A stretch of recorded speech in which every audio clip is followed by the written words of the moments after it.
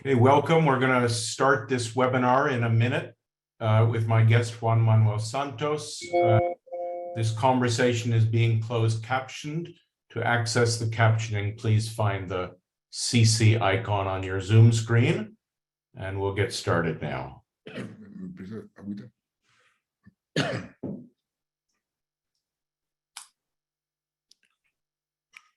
So you can turn on your screen also. Hello, I'm Adam Kahane of Reos Partners. I've recently published a book entitled Facilitating Breakthrough, about what I've learned from 30 years of supporting diverse teams to work together to address their most important and intractable challenges. I'm hosting this series of webinars to share the experiences of people who have achieved outstanding success in enabling breakthrough on such globally relevant challenges. And today I'm extremely happy and honored to have as my guest Juan Manuel Santos, who was President of Colombia from 2010 to 2018, and is now a visiting professor at Oxford and a member of the Elders, and who in 2016 was awarded the Nobel Peace Prize for his tireless work to end the 50-year armed conflict in his country. I first had the privilege of working with President Santos in 1995 in the depths of the conflict on the multi-stakeholder Destino Colombia project to imagine new possible futures for Colombia, and then again in 2012 on a hemispheric project to make progress on the drug problem in the Americas. I admire his leadership enormously. So welcome, President Santos. I'm really thrilled to be able to talk with you again. Thank you, Adam, and thank you for having me. It's an honor to participate in this webinar. So let's dive right in. You've often spoken about the formative experience you had as a young man in the Colombian Navy, where you learned to sail a small boat. I'm intrigued by this analogy because often in a sailboat, you cannot go straight towards your destination. To get where you want to go, you have to tack back and forth between two opposite directions. And I noticed several such opposites and tensions in your stories about the peace process. And the most striking one is that in working to make peace, you say that you employed the Rabin doctrine. You told your adversaries in the FARC that you would work for peace as if there was no war going on.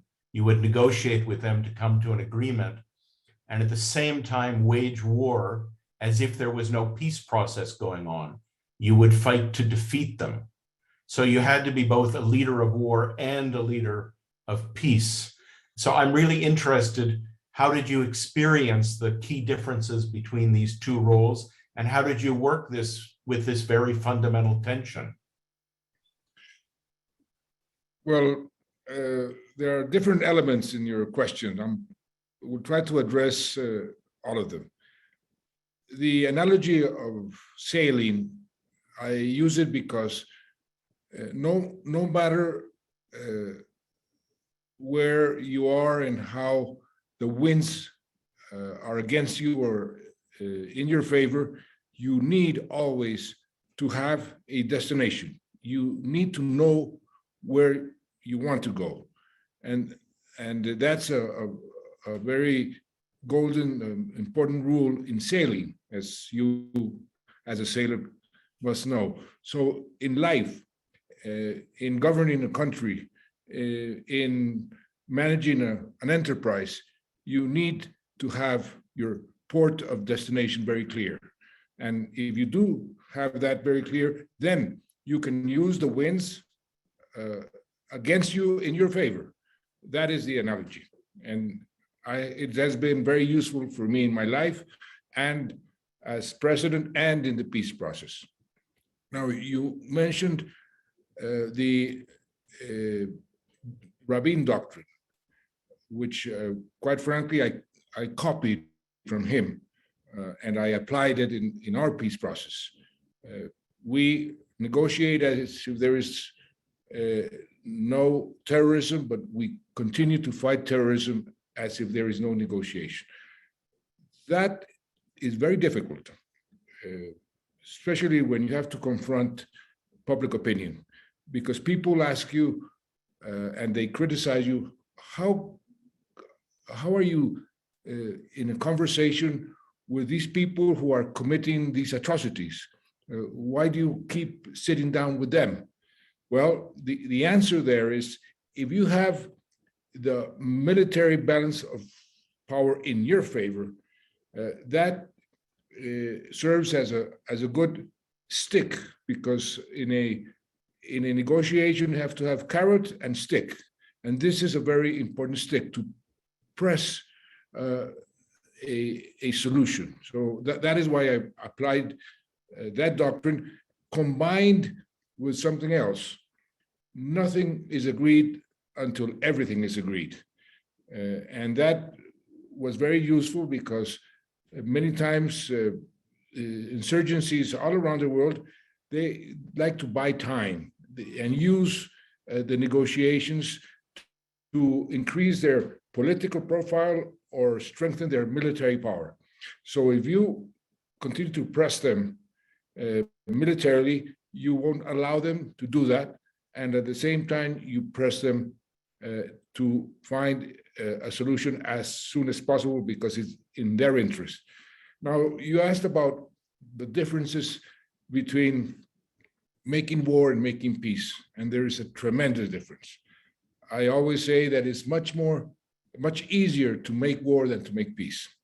And I had the possibility of doing both. I made war as Minister of Defense, and quite effectively, because they elected me president with the highest margin in the Colombian history, because I was a war hero.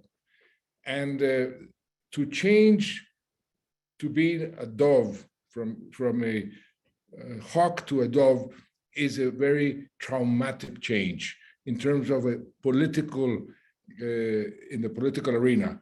And they start calling me a traitor, because they had elected me as a war hero.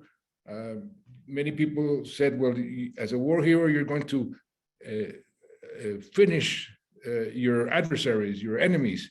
Well, the best way to finish your adversary or your enemy is to make peace with him. Then it ceases to be your adversary or your enemy.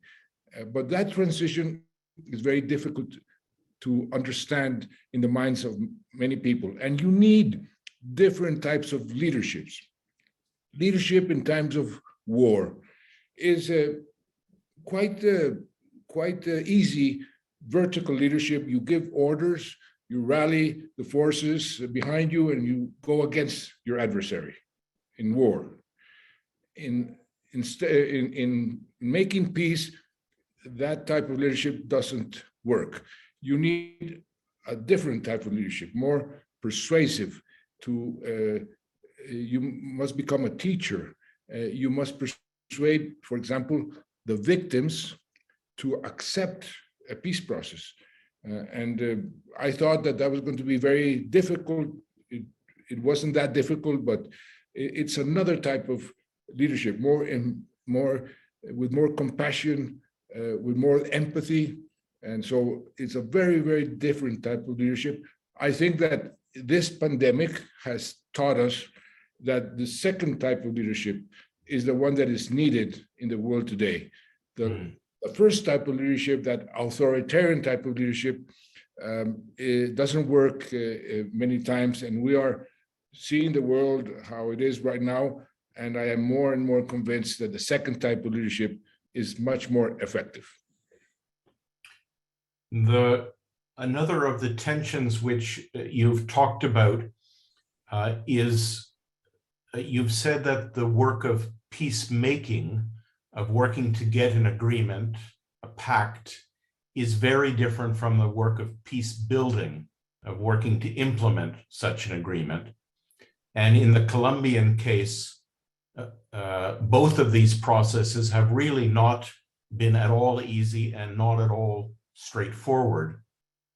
What did you experience as the key difference between peacemaking and peace building?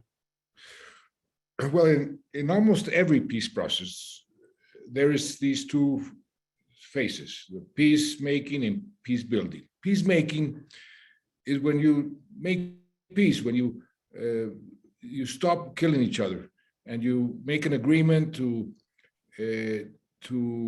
return to civil life and to give up your weapons and what you call the DDR, demobilization, disarmament, reintegration.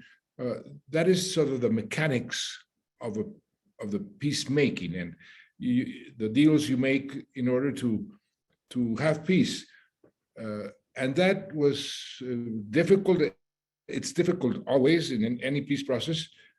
But in the Colombian case, we managed to do that quite fast. As a matter of fact, we did it faster and more effectively than almost any other peace process in recent history. The second phase is much more difficult also. I use an analogy. It's like building a cathedral brick by brick. It can take generations because it means that you have to heal the wounds. And healing the wounds of a war of 50 years is not easy. To convince the people to accept your former adversaries, the people who are committing atrocities into your life is not easy. And it takes a lot of time. It takes a lot of perseverance. In Colombia, we are in this process right now. For example, some of the institutions that were created in the peace process, the transitional justice and the Truth Commission, like the Truth Commission in South Africa that you know very well, those are elements to help the reconciliation because the rights of the victims, and the Colombian case was the first case where the rights of the victims were sort of the heart of the negotiations, the rights to reparations, to justice, to the truth, and to non-repetition. Those rights have to be guaranteed in as much as possible, because it's possible to repair 9 million victims that we have in the Colombian conflict, but as much as possible. But it takes time, and it's not easy. And many times the truth sort of reminds people of what happened, and people get very angry and very hurt, but it's a necessary catharsis for a society in order to heal the wounds. And justice is an element that has been in history since the beginning of history, but it's a different type of justice. It's not a punitive justice as we are all accustomed to. If you commit a crime, you go to jail with steel bars and pajamas with lines. No, this is a restorative justice in order to repair the victims. Many people don't understand that. Many people criticize that. But that is the type of justice that allows peace. And so my instructions, for example, to the negotiators were seek as much justice as possible that will allow us to have peace. And no matter where you draw the line between peace and justice, because almost every peace process boils down to that decision, no matter where you draw the line, you will always have criticisms from one side and criticisms from the other. This is something that happened. I remember in Northern Ireland, there's a good movie called The Voyage about how the two leaders at the very end say to themselves, you understand that our own people will accuse us of being traitors when we signed this peace agreement. And they both said yes, but they signed the peace agreement. So it's a process. But the peace construction, and I'll end with an anecdote. I went many times to visit the Pope during the process. And I said, Pope Francis, why don't you go to Colombia to give me a hand? This is difficult in the peacemaking phase. And he said, no, no, no. I will go when you and the Colombian people will most need me. And he chose to come to Colombia in a historic visit after we had finished the peacemaking process. And he himself put a name to his trip to Colombia. He said, I'm going to Colombia to push the Colombians to take the first step in that very difficult and long path towards reconciliation. He knew very well that was the most difficult process, and that is where we are right now. 5 years after we had signed, the agreement was made for 15 years, but it will take even more time to heal the wounds of a war that lasted more than 15 years with all kinds of atrocities and more than 9 million victims. When I came to Colombia for the first time at your invitation in 1995 and worked with this Destino Colombia group in this little hotel outside Medellin, I remember one of the things that struck me very profoundly is that at a certain point I realized that about half of the members of that group had been directly impacted by the war. Somebody's sister had been kidnapped, somebody's father had been killed, somebody's son had been killed.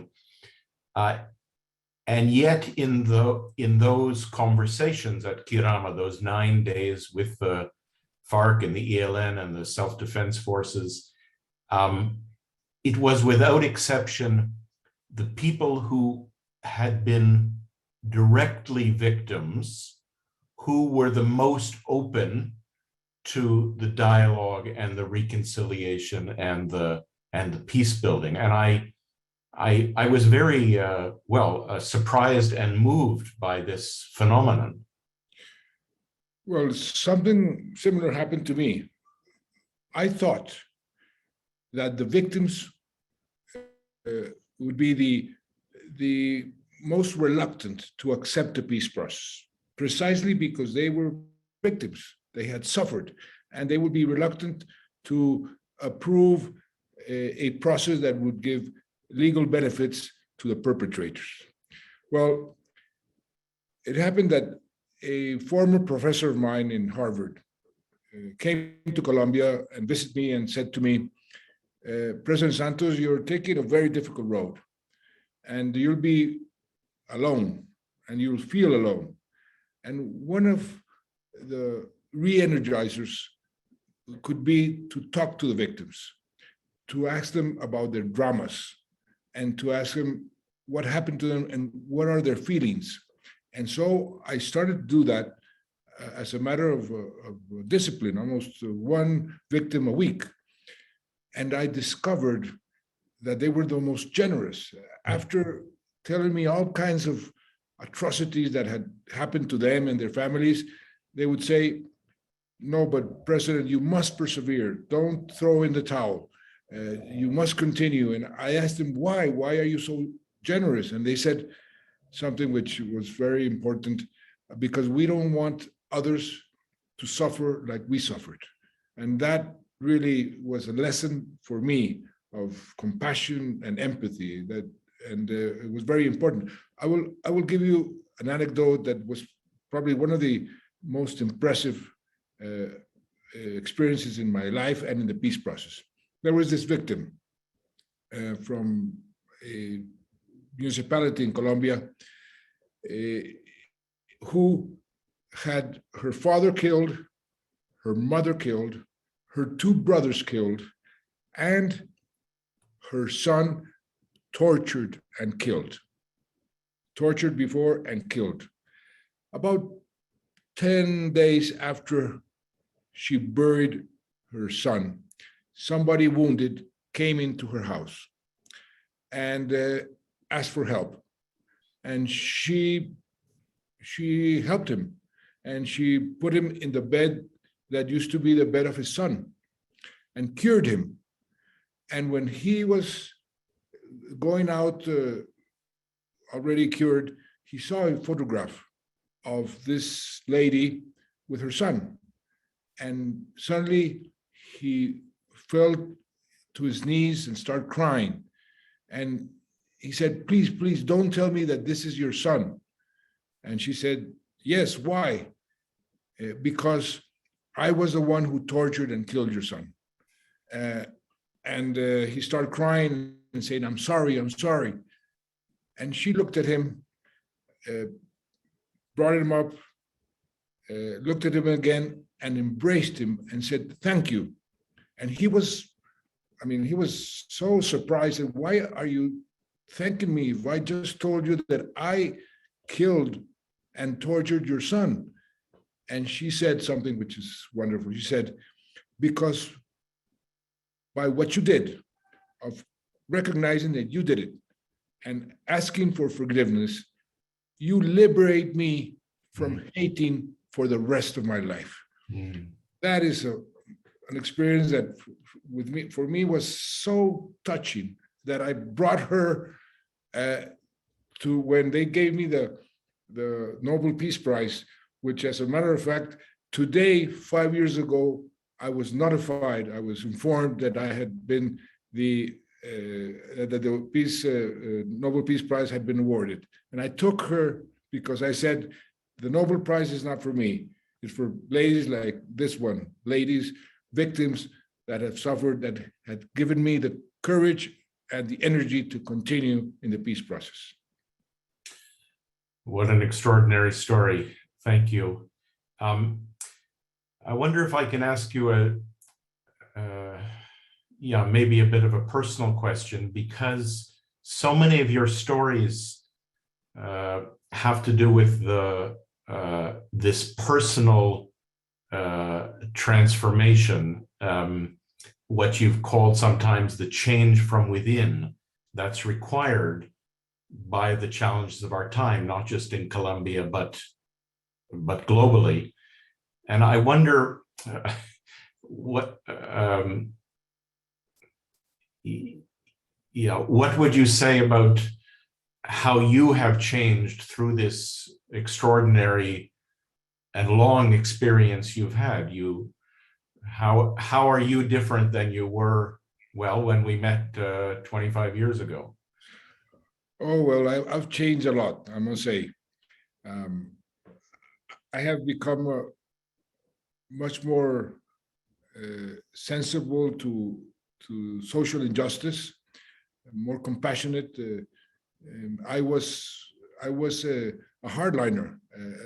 I was Minister of Defense. I was a leader of a war, but that convinced me that no war is a good war, and even if you have a bad peace, it's better to have a bad peace than to have a war.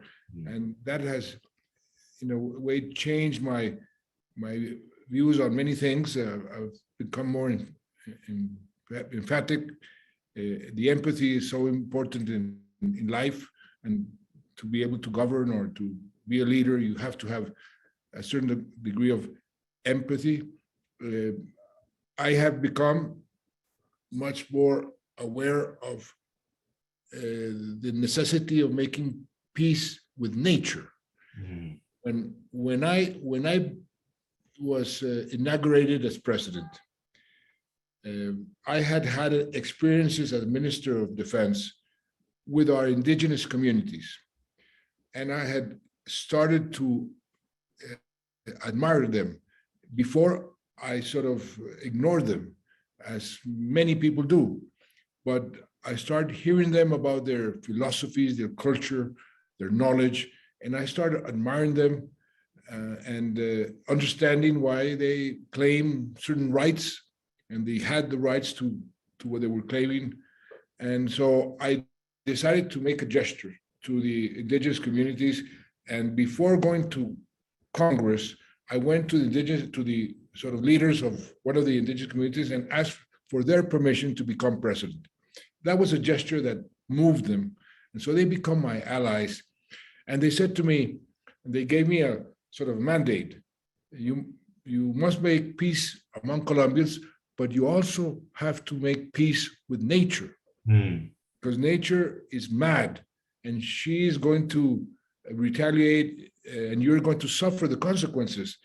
And 2 weeks later, the worst Niña phenomenon in Colombia started, and I had to administer a flooded country for about a year and a half. But there, I learned the importance of taking care of our environment, of our biodiversity. So in a way, also, I have become more and more green.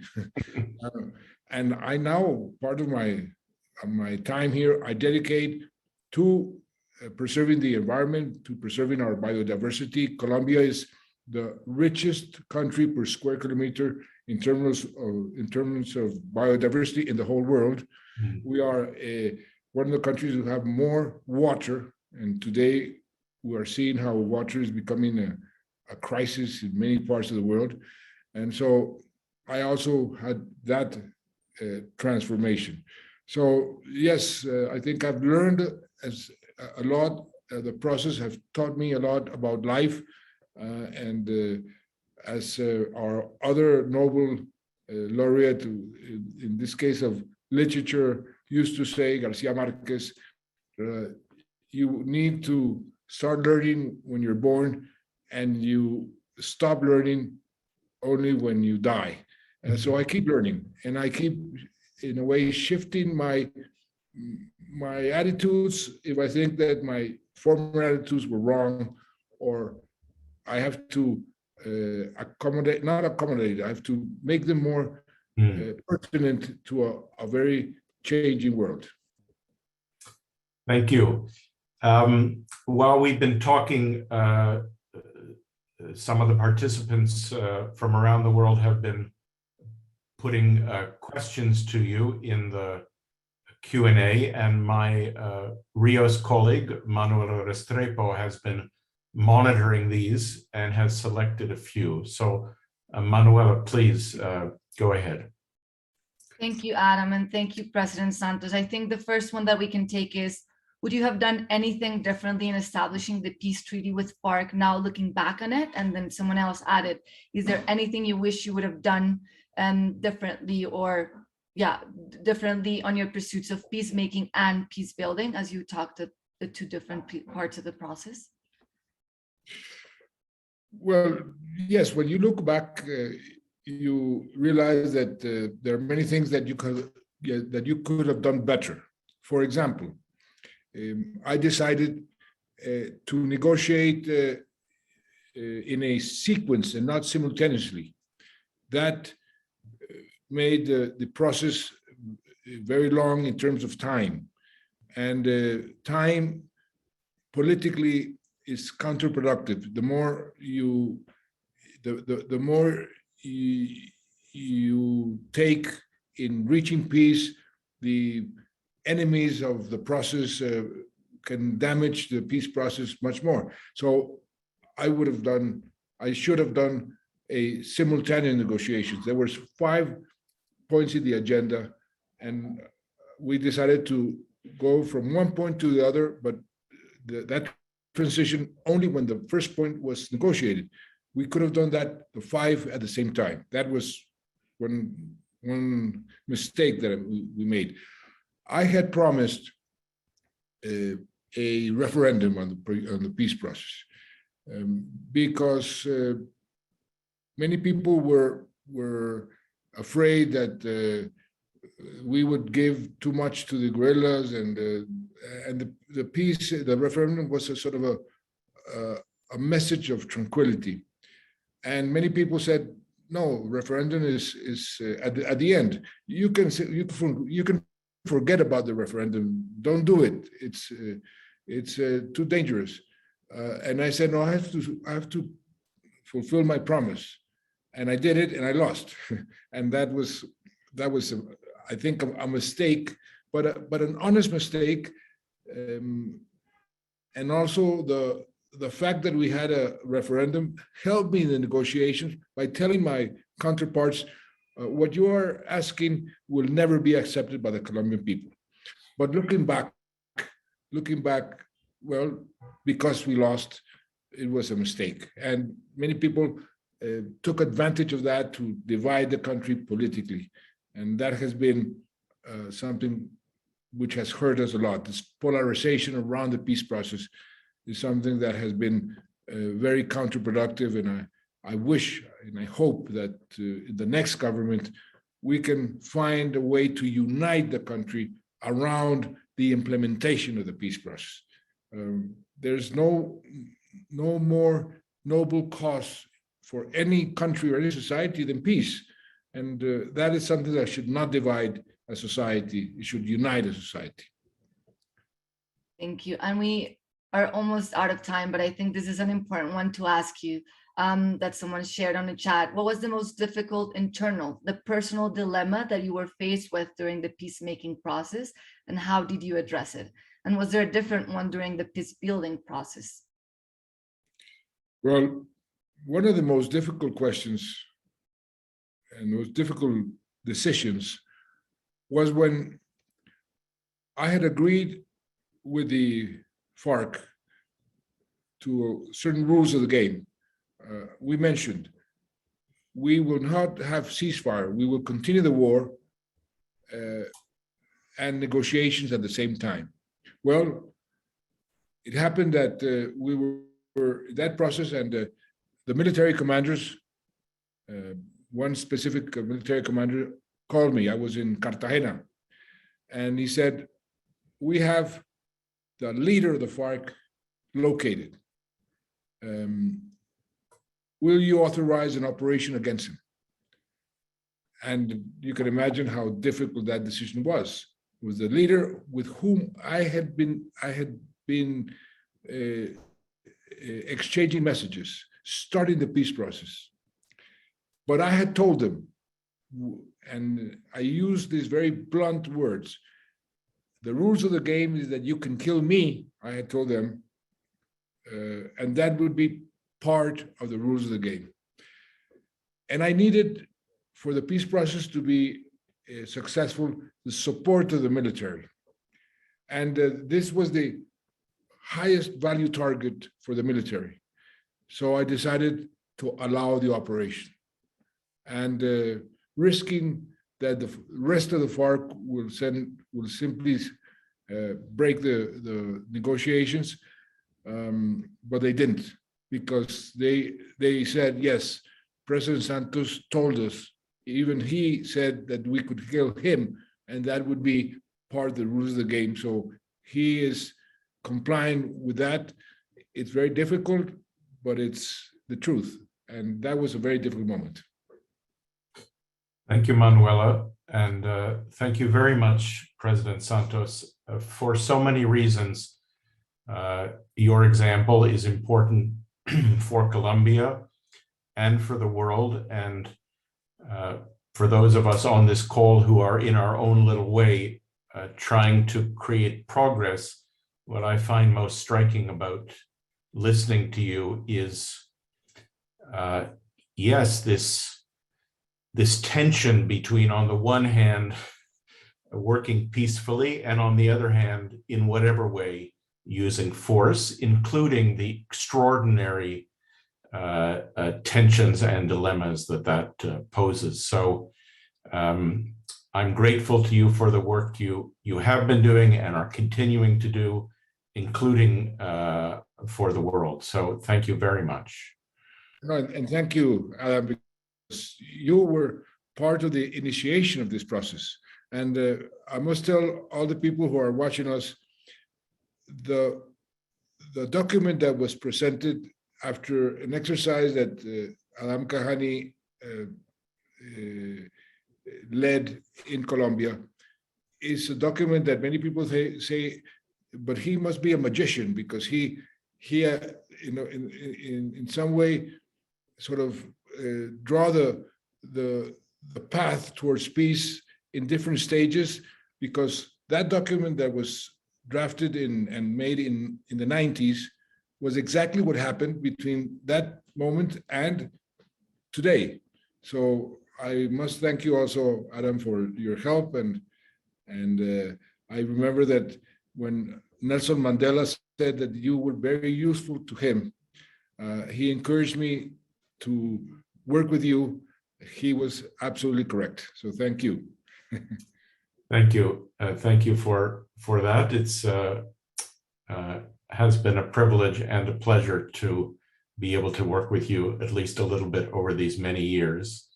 And to those of you from around the world who have been listening, thank you all for your interest and for the work that all of you are doing also in different ways to try to create a better world. So thank you very much. Please stay connected and continue this conversation with us and with each other on social media. You can also join our upcoming webinar on the subject that President Santos alluded to: climate action requires collaborative action, how innovative organizations are driving impact. You'll find the details for that on the Reos Partners website. So thank you again, and goodbye.